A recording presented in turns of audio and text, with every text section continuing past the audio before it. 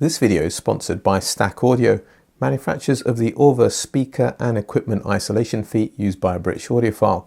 For more information about these and other products, please click the link in the description. A lot of products get hyped up out of proportion these days. I guess sensationalized reviews are the norm, but it isn't my style. The number of times that people have their minds blown, you wonder whether they have any mind left. And it's not surprising there aren't any giants these days, with the amount of giant killing that goes on. Generally, price is a fairly good indicator of quality, but that doesn't mean that there aren't bargains to be had. One of the most popular tube amplifiers today is the Willsenton R8. For many people, it's the ideal first step into the joys of glowing glassware amplification. The R8 is built like a tank, got enough power to drive many speakers, and a clean, dynamic presentation. The R8 is a bargain for what it sells for on the China Hi-Fi website. It's sold for circa $900 plus shipping and taxes. For that, you get more than a taste of what great tube amplifiers are all about. A warm and expansive sound. If you really want that kind of presentation, you should be looking at S.E.T amplifiers. Willsenton also do an S.E.T amplifier that retails on the China Hi-Fi website for a couple of £100 more than the R8. I'll discuss the technical differences later, but the recently updated 300 Plus model is what I'm reviewing today. The downside of S.E.T amplifiers is limited power. In the case of the Willsenton R300 Plus, 8 watts per channel. That's the sound of half my audience clicking the off button. Those of you who are left, well, 8 watts might get you a lot further than you realise, but exactly how far, and is the R300 Plus better than the mighty R8?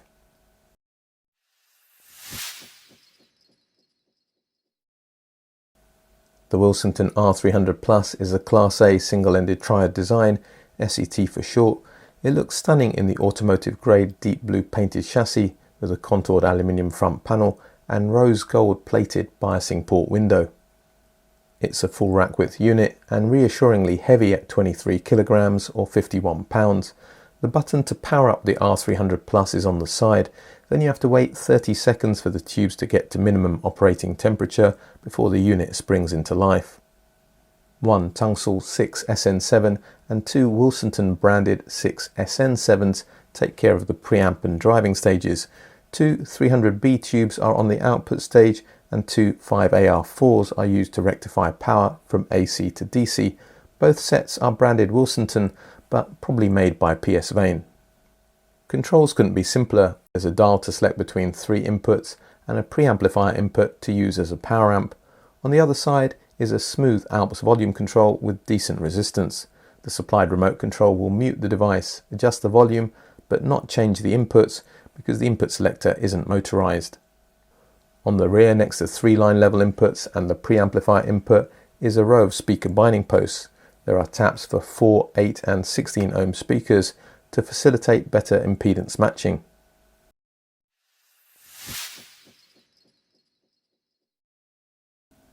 So, what's the big deal about single-ended triad or S.E.T amplifiers? Well, they're the simplest type of amplifiers. Some would say the purest type of amplifiers with the least manipulation to the input signal. Most amplifiers are a push-pull configuration, even some Class A amplifiers like the musical Fidelity A1. That means that the output of each channel is taken from in between 2 output devices. These can be transistors or valves, commonly referred to these days as tubes. You can see a simple Class AB transistor-based circuit here with the resistor load connected in between transistor 1 and transistor 2. This is done to improve power handling and lower harmonic distortion compared to a single-ended design. Here we have a Class A bias push-pull amplifier circuit. Again, the output is taken from in between the 2 output devices and fed to the center tap on the primary winding of the output transformer before passing the signal to the secondary winding connected to the speaker load. Push-pull Class A amplifiers tend to drift into Class AB operation anyway under heavy load conditions. That's a topic for another time. What's more relevant here is that the output devices on a push-pull amplifier need to be very closely matched. Otherwise, you may have used that type of design to lower harmonic distortion, but you've introduced other types of distortion that are a lot more unpleasant to listen to. This is not a problem with single-ended designs, as by their very nature, they have just one output device taking care of the entire signal. That means that the circuit design is simpler and there's less components for the signal to go through. That's great if you don't need much power, but there's other reasons why S.E.T designs, and in particular those using 300B tubes, are prized by tube aficionados.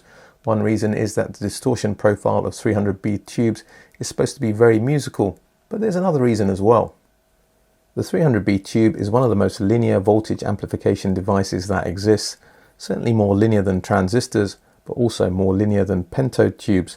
That's what many tube amplifiers use on the output stage, including the Willsenton R8. That inherent linearity means that 300B designs can get away with either having zero negative feedback or very little.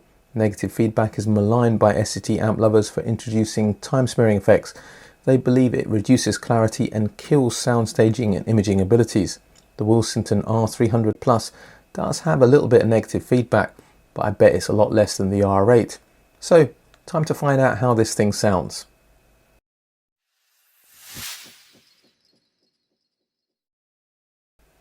With only 8 watts per channel, you have to accept certain limitations in the Willsenton R300 Plus and its ability to play loud with even moderately sensitive speakers, and its ability to drive tricky speakers for that matter. I'll get into the intricacies of how it pairs with speakers in the next section.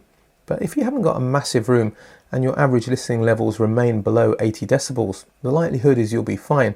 In any case, you'll know when the R300 Plus is struggling.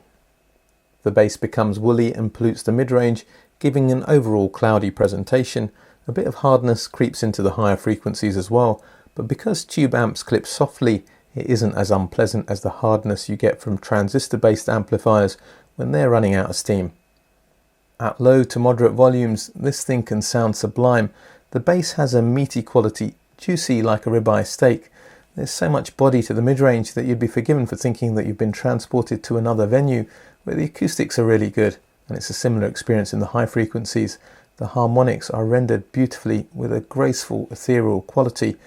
The soundstage can be vast with the right speakers, extending beyond the boundaries of the room, and that's something that doesn't happen very often, even with very expensive gear.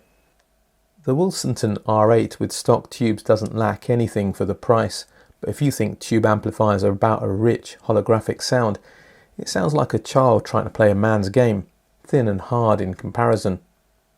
Upgrading the tubes across all 3 stages to Tunstall 6 SL7s on the pre, PS Vane T2 collection CV181s on the driving stage, and KT88s from the same collection on the power stage closes the gap, but it still doesn't have the richness and scale of the R300 Plus with stock tubes. What the R8 does have is the ability to play louder and drive more difficult speakers. With the upgraded tubes in place, the bass is better controlled, mid-range transients are crisper, and there's a little bit more information retrieval, but essentially these are 2 very different amplifiers with different presentations. The musical Fidelity A1 is a similar price once shipping and taxes are taken into account on the R300 Plus. It comes close in many aspects of its sonic presentation. The Class A amplifier shares a full bass, liquid smooth mid-range and open top end, but those qualities are better expressed with the R300 Plus. Again, the A1 will play louder and drive more difficult speakers. It has great sound staging, but it won't rival this S.E.T amplifier when it comes to questioning the boundaries of your room. If you can't deal with the heat generated by Class A amplifiers, my suggestion would be to check out the Atoll Iron 80 Signature that I reviewed back in 2021, another warm, rich sounding amplifier with weighty bass and a wide soundstage. The Atoll doesn't have quite the mid-range detail of the musical Fidelity A1, and I suspect the R300 Plus is a little bit more open sounding again, although I would need to have both amplifiers here at the same time to confirm those findings. This is the thing, I suspect I've only just started to unlock the performance of this amplifier. I bet there's quite a bit more fidelity to be had with some tube rolling. Swapping out most of the tubes isn't going to break the bank, but that isn't the case with the 300Bs. Some new old stock 300B tubes, like these Western Electrics, will cost you about the same as the amplifier for a matched pair. Western Electric tubes may represent the pinnacle of 300Bs, and I believe they're back in production again. I also think that generic Gold Lion tubes are still in production. They're well regarded, and a pair of those will set you back around £400. There are plenty of Chinese options from the likes of PS Vane and Shuzhuang, so lots of tube rolling fun to be had. Just budget a little bit more than you would ordinarily for replacing 300Bs.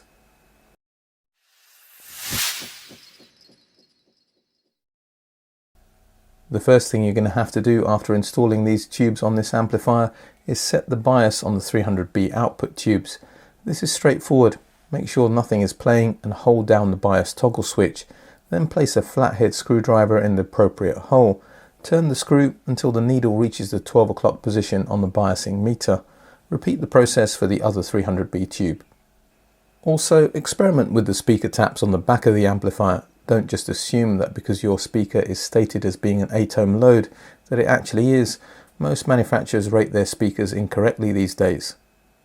The R300 Plus will only drive speakers with a relatively flat impedance characteristic.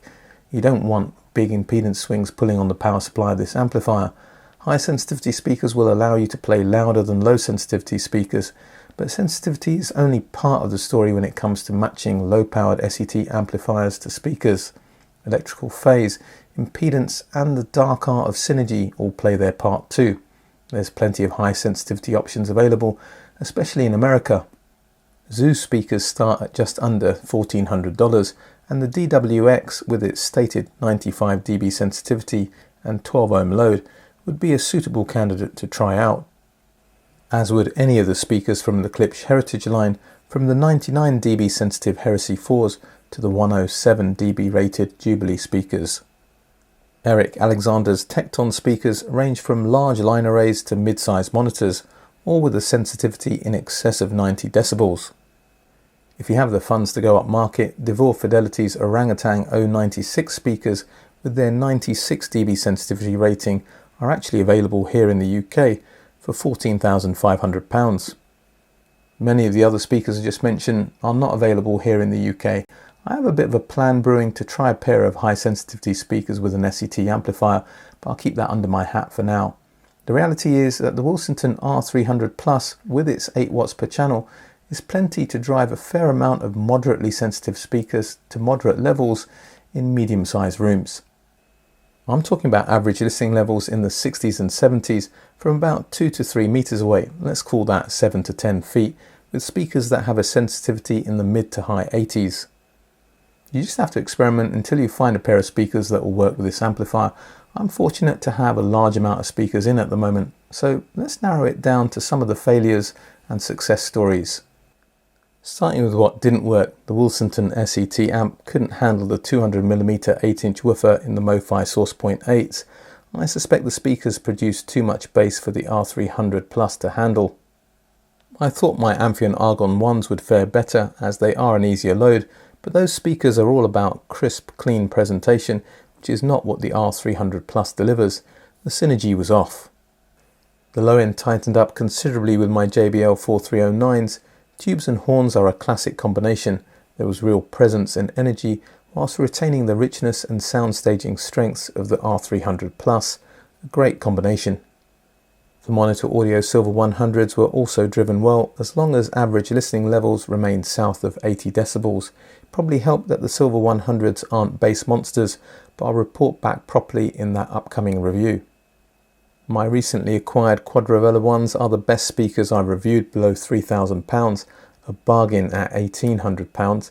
They paired really well, but their ultra revealing nature did show that the R300 Plus with stock tubes had opportunities to improve in resolution.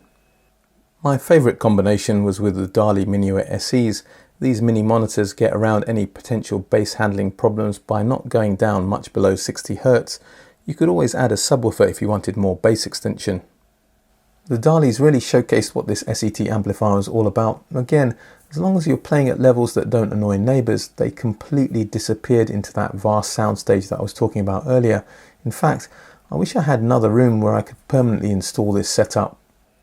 There are some practical considerations. Tubes running in Class A do get hot, but the R300 Plus is not a space heater unless your room is the size of a cupboard. It doesn't generate any more heat than the Willsenton R8 due to its low power output. Just keep it well ventilated and out of the reach of children and pets.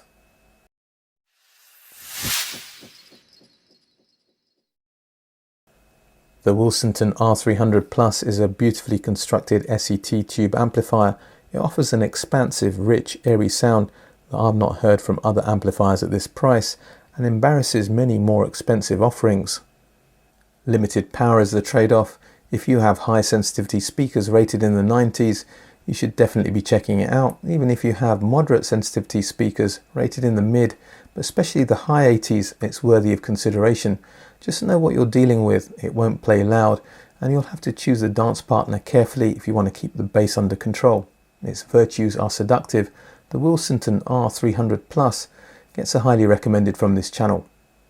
We all have different listening habits, don't we? I'm a low to moderate level listener and also spend a lot of time sitting in the sweet spot, but I've got friends that are a bit different. So my question for today is, please let me know what your listening habits are like. That'd be a great discussion to have in the comments section. All that remains for me to say is, if you like this video, if you like what I'm doing with this channel, you want to see it grow, and assuming you haven't done so already, please like, share, subscribe, hit the bell notification. Check me out on Patreon. There's a couple of consultancy tiers you can access there if you think I can help you on your audiophile journey. Also check out the ABA Club on Patreon, which has some great ways to interact with me and fellow Patreons. But for today, for now, a British audiophile, signing off.